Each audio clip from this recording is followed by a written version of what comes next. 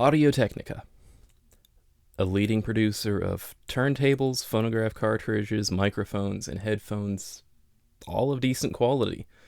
Also, they have a subsidiary called Autech that's the second largest producer of sushi making machines in the world, for some reason. Maybe that's a glitch, whatever. This is the Audio-Technica ATH-M50X. They're usually black with silver accents, but I got this limited edition. It's blue with black. I don't think it should be a limited edition, by the way. I think it's really cool looking, and I like weird artistic choices in mass-produced products. Anyway, pretty much half the people on YouTube appear to have a pair of them, so there's realistically no reason for me to review these.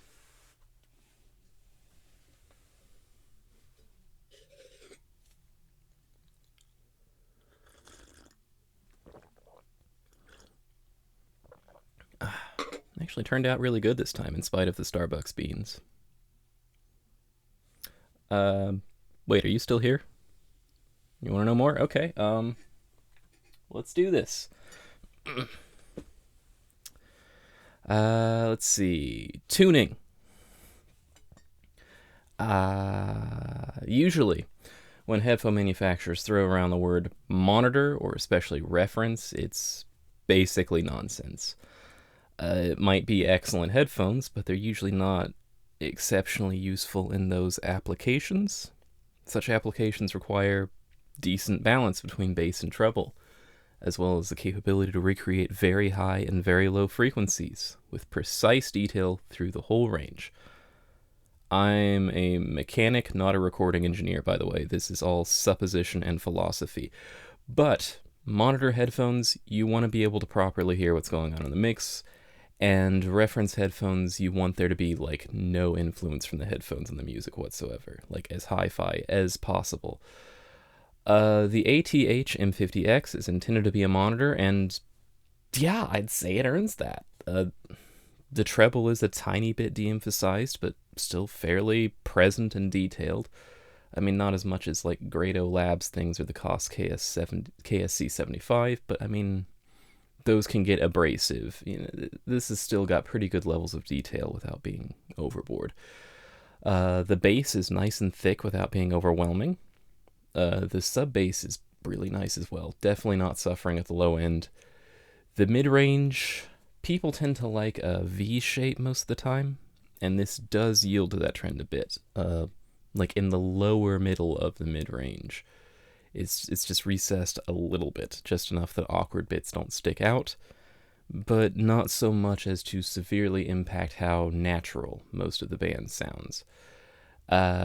With any emphasis to the low end, it's really easy to lose detail at the top end, but I'm really not seeing much of that here. They're not quite what I call bassy, instead they're what I call warm. They're reasonably well balanced. Gold star. The physical design. It comes with several cables, that's nice. There's a long one and a short one and a coiled one. The long one and the coiled one are able to receive an included threaded 1/4-inch adapter. These cables are all pretty cheap, but points for variety and options. These have voice coils made from copper-clad aluminum. Austrian Audio definitely got that from these. Not that I'm judging. This is a really good design to take notes on, and they use that same basic technology there for wildly different tuning. The outward design does have some things that trouble me, though. The sonic performance is definitely the winner here, which is arguably the way to do it, right? It's supposed to be hi-fi. These things are extremely light, though. Pretty much to the point where it gets less impressive and more worrying. I may just have my perception warped by the Beyerdynamic DT770 over here. But, I mean, there's a reason the other half of YouTube uses that. I mean, they're at a similar price point. They arguably sound better because the treble is a little sharper, but they feel quite a bit sturdier as well. Anyway, there's something to be said for lightweight on like a long recording or listening session. But, I mean, I'm starting to have longevity issues feeling these. I mean, it's... I don't know. And there's the way these fit. I can't tell if it's my imagination, but it seems like these are more prone to being seated wrong on your head than a lot of other designs. I would suspect it's something to do with the relatively small front volume because of the low-profile cushion here. Probably also because it doesn't really deform the cushions under the clamping force of these headphones too, so they don't seal properly. But like, it's real easy to put them on and be like, oh, that sounds weird, and like you bump them and like, ah, yeah, that sounds right again. Okay. Let's see. They are more comfortable than the DT-770s though, at least to me, so that's nice. Now I want to mention this cable position. I like to lay on my side to listen to music, you know? And I can't really find a position where this doesn't bump on my shoulder. And remember, this is a very cheap cable, so it does make a noise if it bumps on your shoulder or drags on your clothes. So, I mean, it's not ideal. The physical design is not perfect, but definitely the tuning is pretty freaking good. In fact, I still like them. Like, they're not at an over-the-moon kind of price point.